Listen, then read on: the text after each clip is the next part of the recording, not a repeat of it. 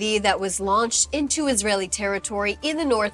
The IDF says it was successfully intercepted by the Air Force, and sirens sounded due to the possibility of fallen shrapnel from the interception. We're also learning more details about the IDF in terms of what the operations are inside of Iran at this time.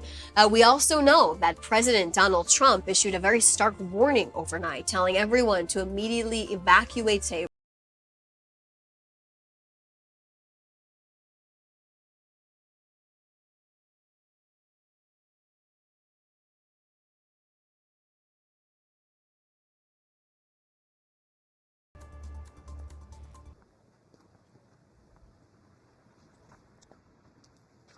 Thank you very much. Have you spoken to Prime Minister Netanyahu? When might you speak to him? I've spoken to everybody. What will you say? Israel is doing very well, as you probably noticed, and I gave Iran 60 days, and they said no, and the 61st, you saw what happened. Day 61, so I'm in constant touch.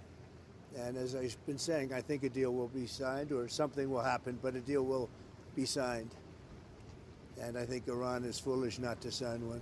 Mr. President, Iran is accusing Netanyahu. No, look, Iran should have signed the deal.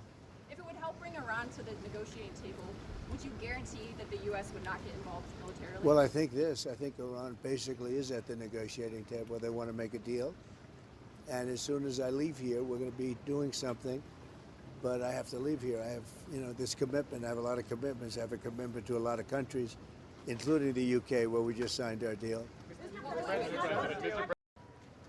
I want to see no nuclear weapon in Iran, and we're well on our way to making sure that happens. And we've had a discussion about that this morning. There's in the G7 absolute clarity in relation to the nuclear program. We do not want to see it. Mr. President. Yeah, a lot of them. A lot of them. Could happen. To discuss. And joining us to discuss is ILTV anchor for ILTV Security Brief, Calav Ben David. Thanks so much for being with us today. Great to be with you, Shosh.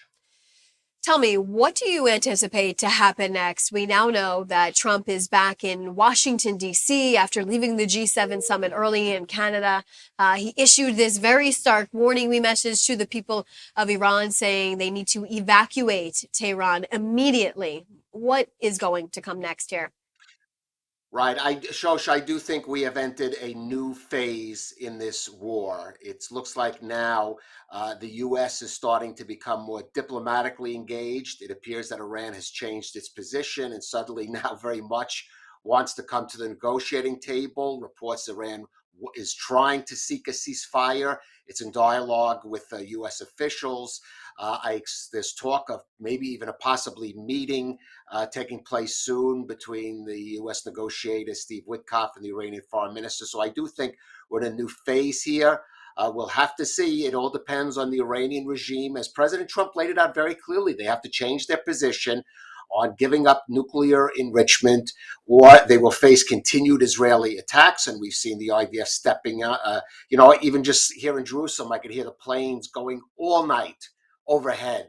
Israel clearly stepping up its attacks in Iran. But the key is that Fordow nuclear plant there, where there's a stockpile of enriched uraniums. I think President Trump is hinting to the Iranians, come now, make a deal, give up enrichment, or the possibility, and I say possibility because obviously until this point, he's denied the U.S. will do it. We could see the entry of the U.S. Into the war, attacking that Fordow plant with their heavy bunker buster bombs. So I think it's a critical moment for the regime in Iran, particularly. Ask specifically, just from your expertise, your experience, Calav, you've been reporting on the ground here for decades now. Have you seen any type of situation like this in Israel's history where the United States could potentially be on the brink of entering a very, very serious, extensive operation in a Middle Eastern country with Israel? Look, it's never, no, not directly like this, but it does recall to mind I would say the first Gulf War, which I was in Israel for, and I did cover as a journalist. And you'll recall at that time, Iraq was firing its Scud missiles on Israel. A lot of Israelis are having flashback to that first Gulf War when they had to huddle in their bomb shelters. This went on actually for a couple of months. There were fatalities also, but the U.S. At that time was taking the lead, attacking the facility, Saddam Hussein's military operations in Iraq, and basically holding. It was almost like a reverse of what's happening now, where the U.S. was saying to Israel, don't jump in, we'll handle this. Here it's been the other way around. Israel has been saying to the U.S., we have this for now, but ultimately, if there is going to be a ceasefire, either it's going to have to be some kind of concession from Iran. Israel said it's not going to accept simply just a ceasefire. It wants to see a concession from Iran, either that it will give up its nuclear enrichment, or else Israel will continue to attack, target that Fordow plant, or possibly, and I am stressing again, possibly, the U.S. could potentially join in. We've seen reports of the movement of U.S. military personnel to the region, the aircraft carrier Nimitz taking position in regional waters. We've seen reports of dozens of air refueling jets, these big jets used to refuel fighter jets from the U.S. Crossing the Atlantic. So a signal, President Trump sending a strong signal to Iran. Now is the time to make a deal or else. And we know that the IDF is at the point, well, they will not allow Iran to have any type of nuke or possible missile threats aimed at them, right? We had Eyal Zamir, the IDF chief of staff, basically saying on day one of this, they are all in, and they're at a point of no return. We know that President Trump is still pushing for Iran to come to the table to try to make a deal with them. How realistic is it at this point, or will we get to a point where Iran will throw everything at the table that they possibly have in their possession? You know what? It's a good question. Shows what do they have left to throw at the table. Unfortunately, we did see some missiles get through today. For example, luckily there were no serious injuries. But last night, first night, we've now gone for the first night where there were no casualties from these Iranian missiles. So it definitely looks like that their missile capability, their ballistic missile capability, is degrading under continual Israeli attack, and the fact that they're simply maybe starting to run short on either missiles or launchers. I don't think, though, I don't think when we talk about a potential ceasefire, no, I don't think like we're talking about in the next couple of days. I think Israel is going to insist that it at least complete its mission of degrading Iran's military capability. There's limited damage it could do against that Fordow plant, which is buried under a mountain, but it can still continue to attack both the military capability of Iran, its especially ballistic missile capability, and also strike at the regime. Now, we've heard talk about, we've seen, for example, that attack on the Iranian TV station, which is a major symbol of the regime. We have heard Prime Minister Netanyahu not rule out the possibility that the Ayatollah Khamenei could be a potential target. He has supposedly been moved to a safe location. You know, there were Israeli airstrikes reported in the far eastern edges of Iran, the opposite side from Israel, maybe demonstrating Israelis' capability to hit anywhere in the country. That could be a sign to the Iranians, if you don't make these concessions that President Trump is asking for, we are going to start really coming after the leadership of Iran, not just the military leadership, but the leadership of it. And this is, of course, could be a real danger to the Iranian regime. So, Calav, I want to also talk to you about the ongoing devastation that it still exists very much so in Israel. Remember, one day passes and maybe it felt like a quieter evening overnight. You know, there wasn't any real direct hits that had a true impact on human death toll or anything like that. But nonetheless, there are thousands of Israelis that are displaced at this point. Literally, all of their belongings are stuck in the debris after a lot of these buildings fell down from the power of these strikes. Can you please just describe to our viewers what it is like right now for a lot of these Israelis who no longer have homes, who are still dealing with shrapnel injuries, in terms of needing to pick back up the pieces of their lives? Look, this is the part. This is for the home front, Shosh. This is unprecedented, and I'm speaking as someone who's been here for 40 years, and I have been in war situations here, and we did see attacks. For example, during that first Gulf War that I mentioned, the Scud attacks, which there was some fatalities. I think 3 fatalities over the course of 2 months. There were damages to homes during the Second Lebanon War, in which we saw 500,000 people from the north displaced. And of course, just even the war with Hamas and over its firing of its rockets over the years from Gaza. But we've never seen anything like the impact of these ballistic missiles that are coming from Iran. And that's important to remember, even though I say that we're seeing potentially Iran's ballistic missile capability being degraded. Just one of those missiles we saw can destroy basically several buildings in a town like Bat Yam, which does not, in where most of the house, and I happen to own an apartment in Bat Yam, in most of the buildings there do not have these safe rooms. And the buildings themselves are quite old, and we've seen the devastation. It's never been anything like this, I would say, in the history of Israel. In terms of the damage that we've seen potentially. So Israelis have to be very careful. That missile that we saw land and hit basically an empty bus today, that could have landed in a populated area, caused many casualties. Again, why Israelis must take every precaution to get into safe rooms, or now, if they don't have them, to take shelter in whatever, either neighborhood shelter. We know we've seen pictures, and you've done reporting from our reporters, and you've done Israelis taking shelter in parking garages and even in the underground metro system. So Israelis have to react to it, because we've never seen anything like this. And unfortunately, the government, again, I've said this before, because this had to be a surprise attack, Israel couldn't really prepare the civilian population for this. It couldn't really make preparations for displaced Israelis, because that would have been a signal to the Iranians that an attack was imminent. So the government is having to play catch up, and unfortunately, for a lot of civilians in Israel are paying the price for this.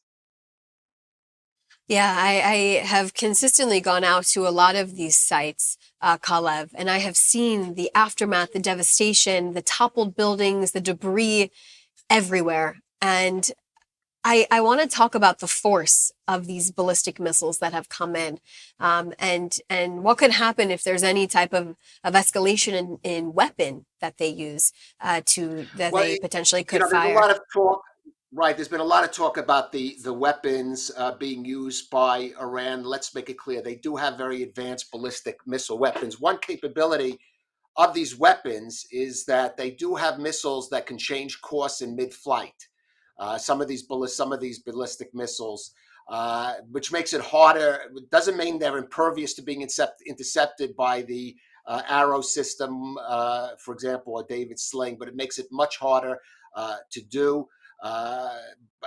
It was known that Iran has these weapons. We're not seeing. There's some people talking about hypersonic ballistic missile weapons, or they're getting new missiles from North Korea. These are advanced ballistic missile systems that the Iranians basically have had, and they've used some of these in their previous attacks on Israel.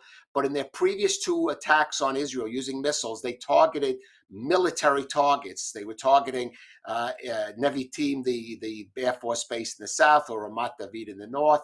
They weren't directly targeting civilian areas. There's no question now that they are directly targeting civilian areas.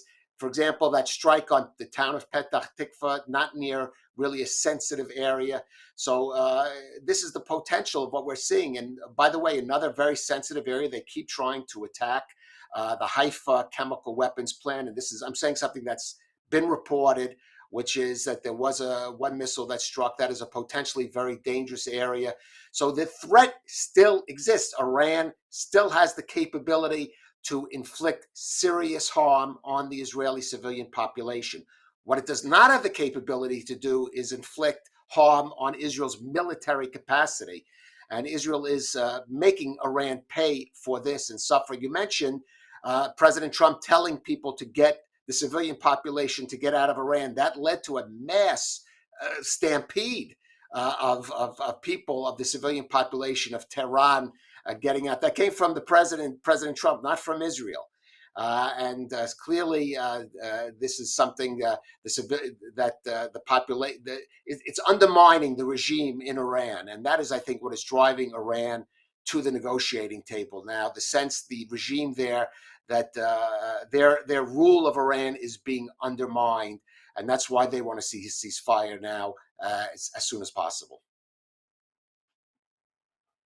Ben David, thank you so much for joining us at this time and explaining all of the developments as they continue to unfold. Like we said, it was a relatively quieter evening, I guess you could say, in terms of types of damage that was sustained, which is a positive thing for Israelis, but there were definitely more sirens. We had about 4 sirens that woke people up. So thanks so much for joining and being with us today.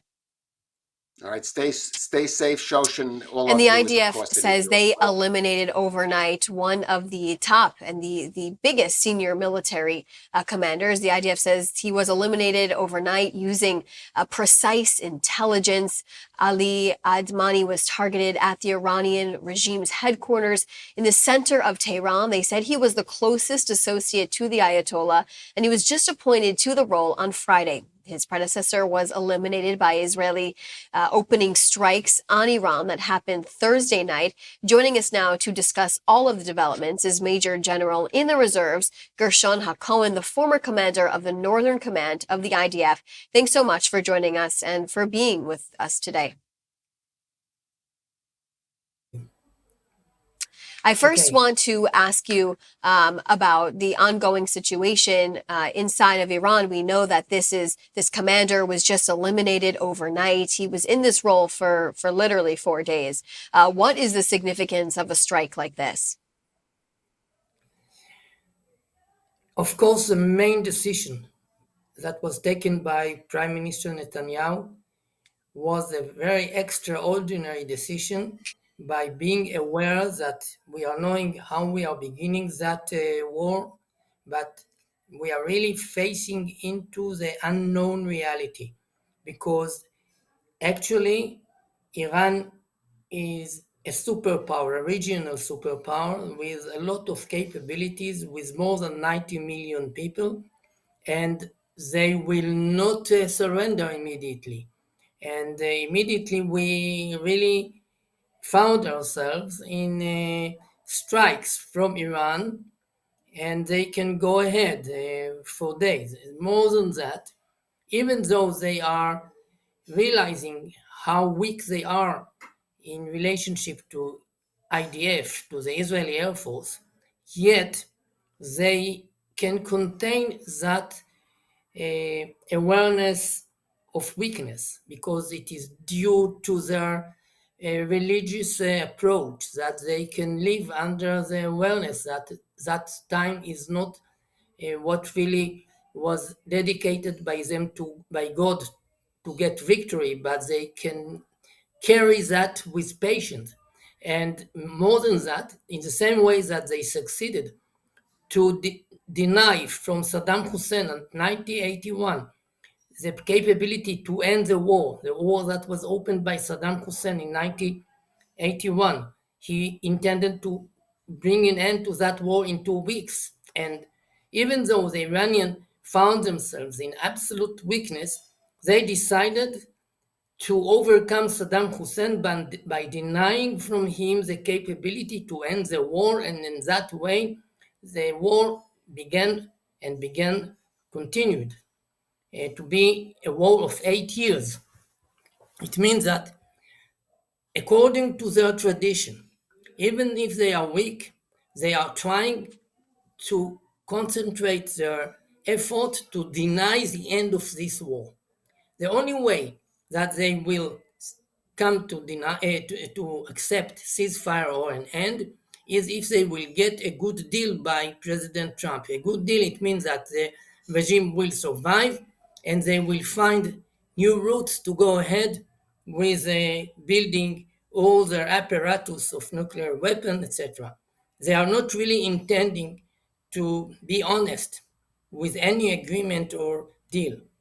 Therefore, right now, what the IDF doing is just to demolish more and more capabilities of Iran, of course, to demolish the Hmm. capabilities of nuclear factory, etc. Yeah. And we will see what will be in the new week. It could really go ahead for at least 2 weeks from now. And we've heard the IDF say they're now freely operating over the Tehran skies with the ability to actually choose their targets without a point of confrontation by the Iranians. How did Israel accomplish this so quickly? And are we seeing the power of the Iranian regime dwindle at this point in time? Of course, regarding the Israeli superiority, it is really exemplified by military superiority with technological superiority. And it is a great blame for Russian technology because Israeli really overcome the old weapon systems of Russia, including China, that the Iranian use them for air defense. It means that the Israeli Air Force really studied very carefully with their deep research their whole systems of these weapons and succeeded to attack them. This is a great achievement and it will be really studied very carefully by Russians and Chinese. Uh, After that, the Israelis, with all that supply, are constrained because we are not running to destroy the infrastructure, all civilians infrastructure, including the oil infrastructure, harbors, ships, etc. Therefore, by that uh, obedience to that constraint, we are not killing civilians. We are not really, until now, destroying directly civilians' infrastructure. Maybe here and there because it is an outcome of a necessary retaliation because they are attacking Israeli infrastructure like the oil infrastructure in Haifa.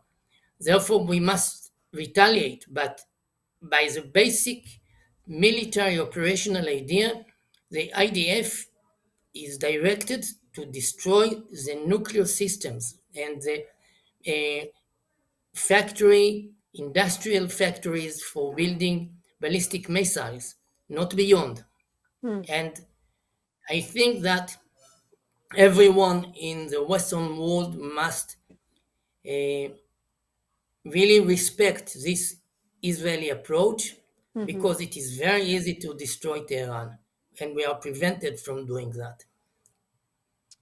Well, thank you so much for being with us today and sharing your perspective on as all of this news But I'll just continues. say something else Sure. to summarize. It is not just a war of jet fighters against ballistic missiles. Of course, it is in the physical engagement. It is a war between religious attitudes. And the leaders of Iran are guided by religious faith that they must destroy Israel according to that commitment. It is coming from religious obligation. And therefore, it is not an ordinary war. It is a war with people that, of course, mainly the leadership of Iran, that coming to obey a, a missionary mission by God. This is their approach, and therefore it is so a great challenge to bring them the awareness that God is not with them. You so much. Thank you so much for your time. Unfortunately, that's all we have for our show today, but really appreciate your perspective on all of Thank this. you very much. Thank you.